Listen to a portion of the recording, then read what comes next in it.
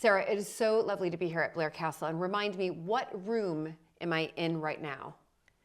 Well, this is the library and has always been the library, but it's had many uses. Right. Well, that's how we have to adapt to these historic houses, isn't that Yeah. right? They all have lots of uses. Yes. I mean, this is often our meeting room. Right. We sometimes have small, intimate weddings in here. In the early times, just after the war, it's where the 10th Duchess had her flat and her sitting room when she was widowed. Oh. She used to lie there on a tartan chaise-longue. Oh my goodness. With her piano here. So this has had many, many uses, kind of an all-purpose room throughout the decades. Yes. Yes. How wonderful. So let me just backtrack a little bit. So much history here at Blair Castle, and I'd like to just start with kind of like a bit of history and then move on to more of like living history, where we are today. But I always do want to ask about, in particular with the women that I'm talking with, you know, there's always a character or two of strong women throughout these families. Is there one that's memorable to you? Well, I suppose the 10th, actually I got it wrong, she was the 8th Duchess. Right.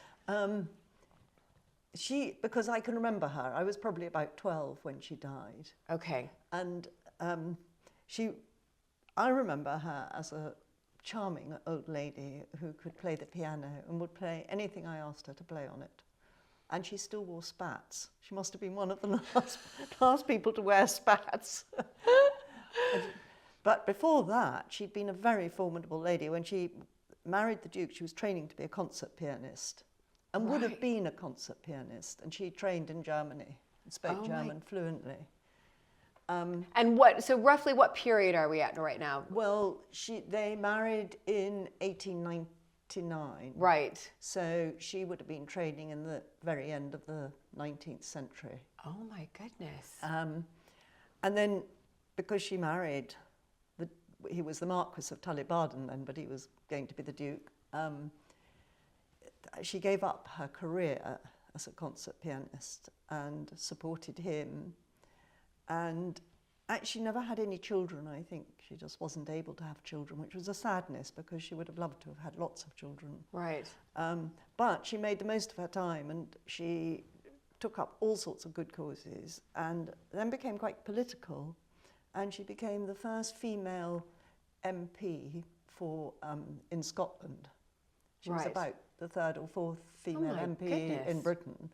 And then she became the first ever female Minister of State. She was made Minister of State by Education. And so she had a very sort of good political career. But when, in the 30s, when Hitler was first coming to power, she read, much earlier than most British people, she read his book Mein Kampf in German because she was so fluent in German. It was just as easy for her to read it in German. And she realised how very, very dangerous the Nazis were at that stage. And most people only read Mein Kampf a bit later and read the English version, which I understand was watered down a bit. Yeah. So she gave up the Conservative, when Chamberlain went through appeasement and all that, she gave up the Conservative whip. Along with actually Winston Churchill. But then Winston Churchill went back to the Conservative side and she didn't. Yes. So when the next election came along, she had to stand as an independent. And then she didn't. And she didn't get her seat. I mean, Right. she very, very nearly retained it. But she didn't. And there were some people, you know, who were spreading very nasty rumours about her and saying she was close to Stalin and things. Oh, for heaven's sake. But, I mean, she certainly wasn't. Right, She did then take up the cause of the Spanish Civil War. Okay. And sympathised with the Republicans, which was probably not typical of her position in life. But she was determined that everybody should be treated fairly. So it sounds to me that Kitty was really trying to champion causes that she felt so strongly drawn towards and really trying to make a difference or at least a stance. Is that correct? And use her voice where she could. Absolutely correct. She was a very highly intelligent lady. and a very determined lady. She was petite. She Right. was very, very small.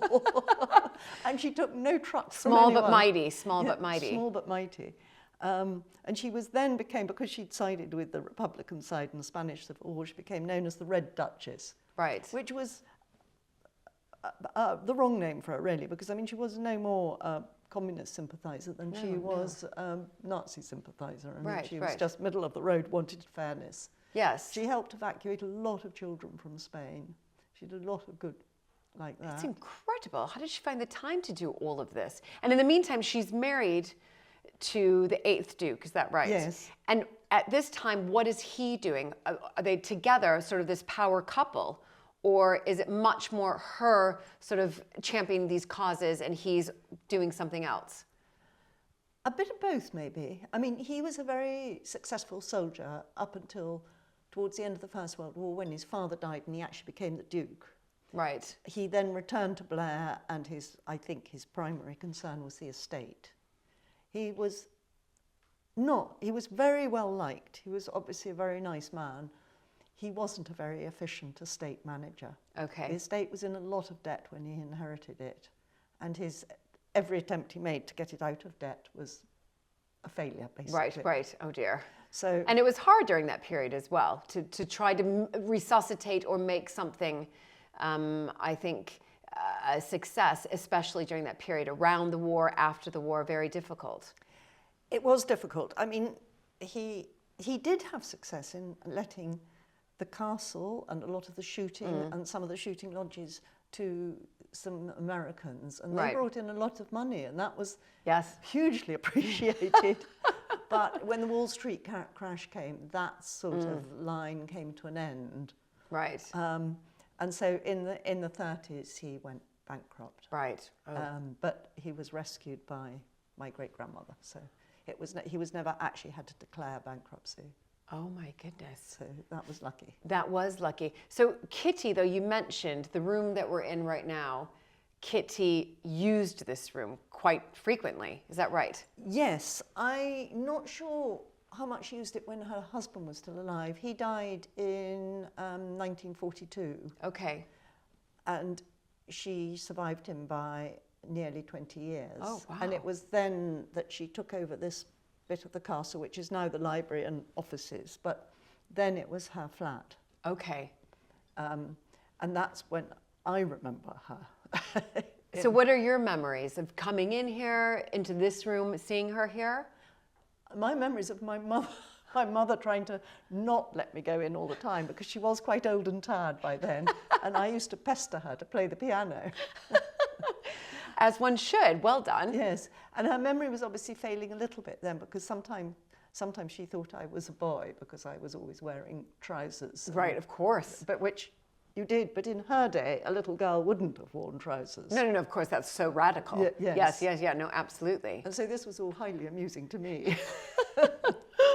But she was a wonderful woman, and she supported her husband. The 8th Duke was known as Bardi, short for Tully Barton. Right. And I mean, she was hugely supportive to him and thought he was wonderful, and it was the way it was in those days. As a woman, although she was allowed to be Minister of State for Education, there was no way she was allowed to interfere with the state affairs. Yeah. That was men's job. Right. Isn't that extraordinary? Extraordinary. Yeah. And you know, how stupid when Yeah. actually she was the one with the brains. Well, but absolutely. I mean, you just have to look at her sort of CV that you've just reeled off to me. It's incredible. And I think, this segues me into, again, showing how, in one sense, the times have changed, because from what I understand, you have really taken on the estate as a female and running it over the past how many years? For a few decades now, is that right? Well, really, since my half-brother died, which was in 96. Right. I was involved before that, Right. but he was obviously the main person running Yes, it. yes. And then when he died in 96, he was a lot older than me. That's when I took it on. Right. And I'm now passing it on to... Yes, exactly.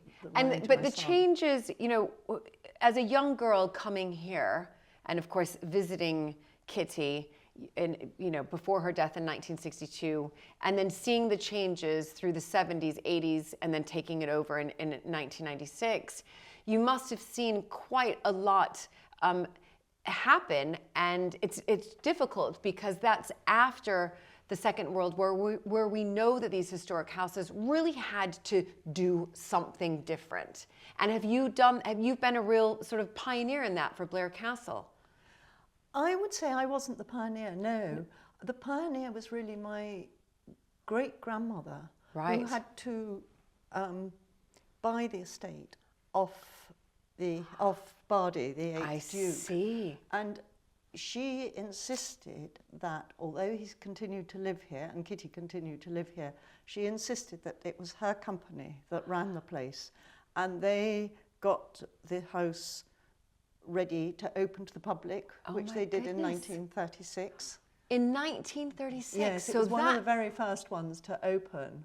How extraordinary, because that is before the Second World War. We're Yes. always hearing about these historic houses needing to open up after the Second World War, but this is 1936, so absolutely. So that was the 30s was the crisis point here. Right. I mean, of course, the war didn't help, and the castle was used for a school and also for evacuees from Glasgow during the Second World War. I mean, it wasn't open to visitors. That didn't go on then. But as soon as the war ended, it reopened. And the 8th Duchess, Kitty, lived here on this floor. And at the far end of the castle, the 9th Duke, who was a bachelor, her brother-in-law, lived. He was quite reclusive. Okay. And then in what's known as the South End, which is sort of there, is where my family lived. Okay. My mother and my half-brother and me. Right. And the sort of odd ménage à trois. You never knew at any mealtime when I was a child who might or might not turn up for it. How brilliant.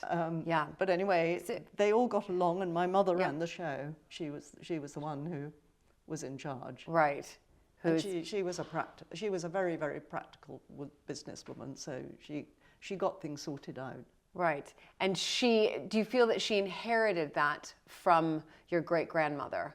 That sort of that female strength, I think, because as you mentioned earlier, in Kitty's era, she wasn't really allowed to take on a place like Blair, but times have changed, and we're finding more and more stories like your great-grandmother's story, your mother's story of being able to make sure that these houses and estates survive for future generations.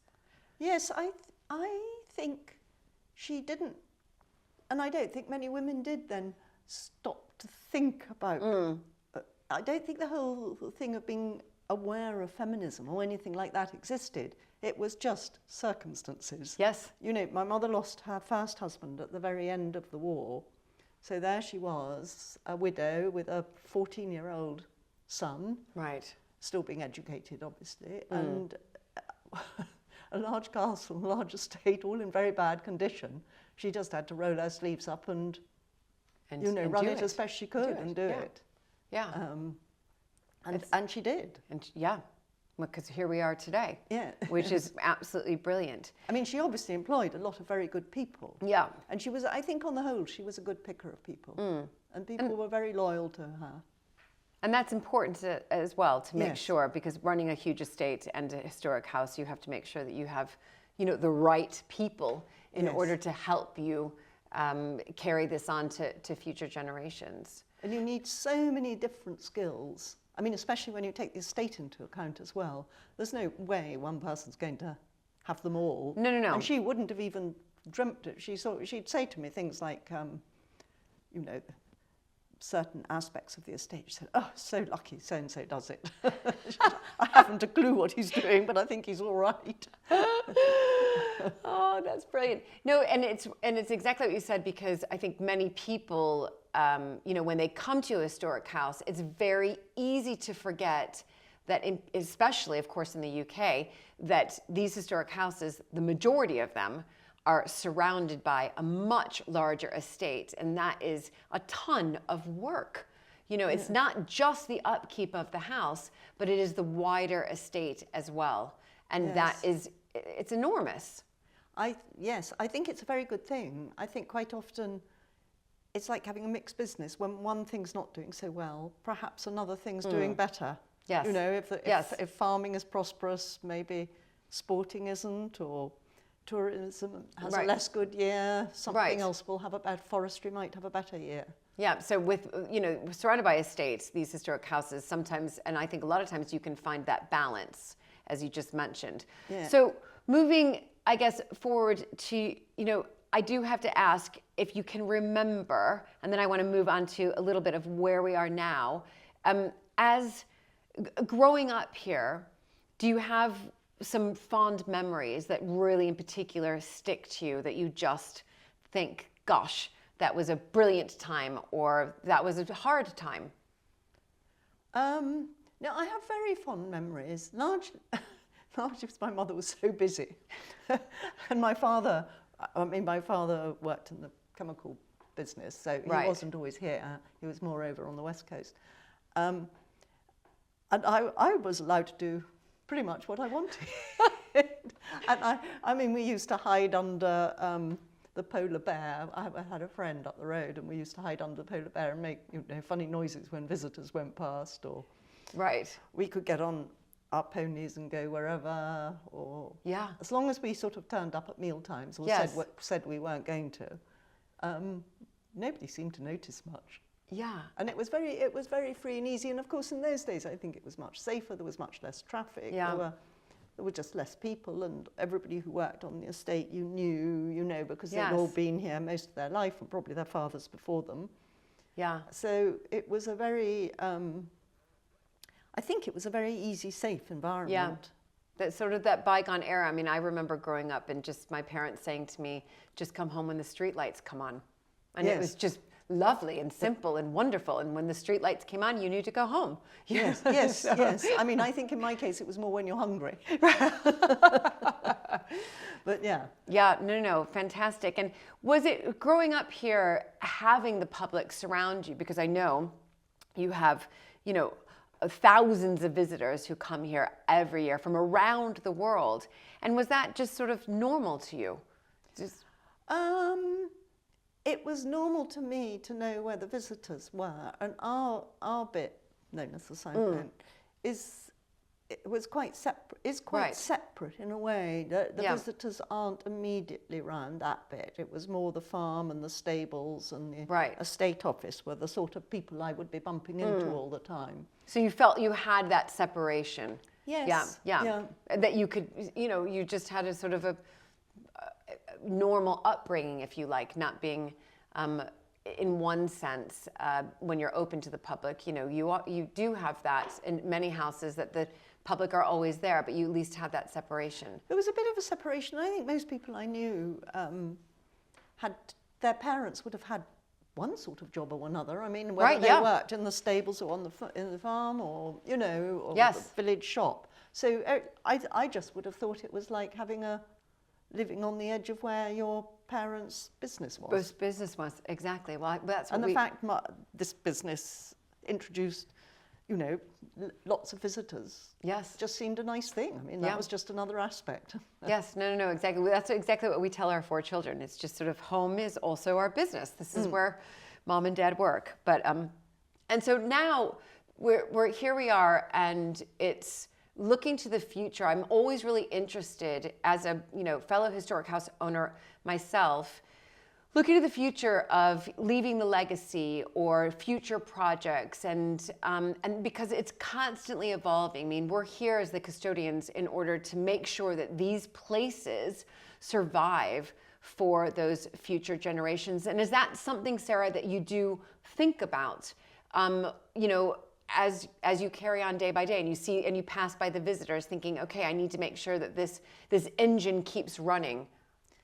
Yes, it is. I think I put it into 2 categories. There's one is the history, the castle, the artifacts, you know, all that sort of thing that has to be preserved at all cost. You don't kind of go risking anything there. Right. And then on the, but it, you know, it keeps money. It takes money to keep the roof on. Yes, yes. So obviously, I'm very pleased to have a lot of visitors. But then there's the other side of the thing of the business, which is much more business orientated, and you make sure that that's going to make enough money to keep the infrastructure of the place going, to provide decent jobs for people, as well as supporting the castle. And so I think I definitely, as far as the castle's concerned, and keeping it in good condition and everything, that takes priority. And it's not, I never think, shall we do the roof or shall we build a farm building? Right. The farm building has to pay for the farm building. Right. The roof has to be done however you get the money, even if you take it off, you know, another successful part of the business. So true. Yeah. So true. Because it's very important to keep everything in good order. Once you start, and I mean, I really think of my mother here, because after the war, and I, you know, when I was very, very young, the place was in a terrible condition. There was dry, I mean, my mother used to sort of find dry rot every other week practically in some corner of the castle. Yeah. And she, you know, stuff would be stacked away in cupboards, probably because of the use of the castle in the war. People had just sort of piled stuff away, and she'd suddenly discover a whole load of new stuff, which in a way that was quite exciting, but probably it was also not in very good condition. Right. How? Yeah, but you're right. It's looking at when I look at historic houses, I view them in such a different way. You can't help but go into a room, and yes, you can look at the beautiful books, the artwork, the chattels, but of course, living in a historic house, you do sort of look up, well, at least I do in my own historic house, and think, okay, that is some damp coming through there. Where is that water coming from? Or you look around and you can see, in our case, the stonework, and you can see some cracks or the lead windows, and you just think, okay, I have to, that goes up the list and things come down. And you're constantly always sort of balancing this list. But as you said, it's about this historic house first and foremost, and then looking at the wider estate for various, obviously various other projects. And I mean, there's a big reward too in seeing happy visitors and people, you know, I often walk through the rooms just as if I was a tourist. Yes, you know, to visitors sort of look. And I really get quite a kick actually out of when I hear somebody discuss how lovely something is, or how well displayed it is, or, you know, you get nice feedback. You do. Well, I'm a happy visitor. So thank you. I'm a very happy visitor, Sarah, and I feel very special being in a room that I get to see, that perhaps the public hasn't been able to see. What is, of course, so beautiful about Blair Castle is not just the house itself, it's a beautiful castle, but where it is. This atmosphere of the Highland, the landscape, I mean, it's idyllic, it's so beautiful. And this really is this sort of Highland kind of way of life I feel when I come here. I feel as if I'm almost stepping into a different universe, even though I'm still in the UK. Well, yeah, I mean, the first bit of the castle was built in 1269, so that was a long time ago. And it was built where it was built because of the landscape, because this is where the Strath, or wider valley, becomes narrower. Okay. As it becomes Glengarry, Garry being the river. Yes. And so in defensive terms, whoever controlled this spot controlled the gateway to the Highlands. Ah. And the castle was built here, actually by an impostor, but because the Atholl of the day was away in the Crusades. But when he came back, he chucked out the impostor and took it on himself. As he should. There you go. As he should. And, yes. And I mean, it's played a major part in history. Its sighting over the years. Bonnie Prince Charlie, its army on the retreat north to Culloden was stationed here for a while. The Duke absented himself as he was a Hanoverian. Right, but his brothers were Jacobites, so there's a whole history there of the divided family, which is very typical. Yes, no, very typical. And then I suppose when Queen Victoria visited the Highlands, which I think the first time she came up was in 1842, she absolutely fell in love with the Highlands, which really start at Dunkeld, which is the sort of southern end of the estate, and then decided when she was feeling a bit weak after a second birth of her second child, she decided to ask the Duke and Duchess if she could take over their house completely privately.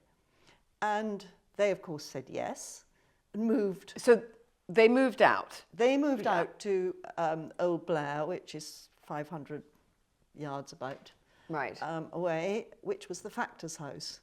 Okay. And actually, I've never discovered where the factor moved to. Poor man. And they had a very, very private visit here, which was exactly what she wanted. But the Duchess and Queen Victoria became very good friends and remained very close for the rest of her life. The Duchess was the mistress of the bedchamber, which was the sort of highest point in her household. And how long did Queen Victoria stay here then? I think it was 3 weeks. Right. So that's quite some time. Yes. And she was guarded by all the men of Atholl, the keepers, the farmers. Right. Mainly the keepers, but various other people. And she felt so safe and secure, apparently, and they did such a good job that at the end of the stay, she arranged for her colours to be presented to them the following year. Right. And she sent some cousin down to present the colours. And that gave these men, as a body, the right to bear arms. And that was the first formation of the Atholl Highlanders as a voluntary regiment, which is what they are today. Right. So when Queen Victoria sort of gave the colours, that, I mean, you're talking to the American here, what that meant was that you have the right to bear arms. Yes. And that was a big sort of gift, if you like. It's a huge gift, and I think today they're the only private voluntary regiment that has the right to bear arms. Right. A regiment that isn't, a national regiment. Yes, not a national one. How extraordinary. And then, so Queen Victoria, this is obviously, I'm doing the maths in my head, sort of dates. 1844, she's here. This is before Balmoral. Is that right? And is it because of her stay here that she decided, right, I want a residence in the Highlands as well? Yes, I think she was very, very influenced by Prince Albert. Right. Who loved it and immediately saw a connection between here and the German landscape. And I think particularly there's always been there's been very good forestry here since the 18th century. Yes. And I think he loved that. And if you go, there isn't a public road, but there's a very good footpath. If you go up Glen Tilt, and you then come across down to Deeside. Right. So I think it's about 30 miles to Balmoral if you take that route. My goodness. But there's a famous picture of them, which is actually at Balmoral. We've got one or two of the sketches of her crossing the Taff, which was one on a pony, which is one of the rivers she had to cross in order to go on her way. There's a bridge now, but there wasn't in her day. And she's on a pony with her skirts lifted up and her, and her feet sort of up here. But her two pipers are waist deep, still piping as they cross in front of her. And the poor pony boy and everybody else. It was quite a sort of funny picture, really. Right.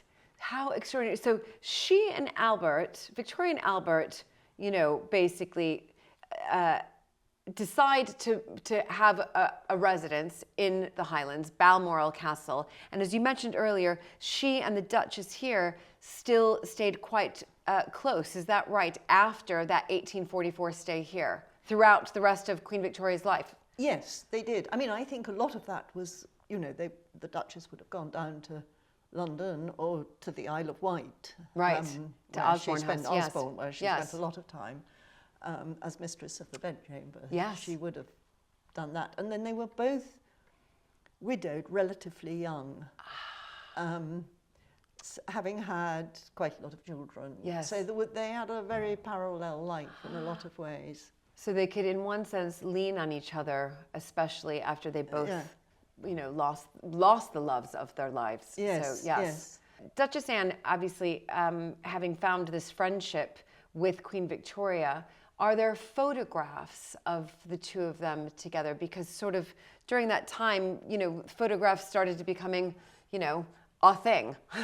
No, not many is the answer. Right. I'm trying to think if I can think of photographs of both of them, but not necessarily together. Right. But it was a very private relationship.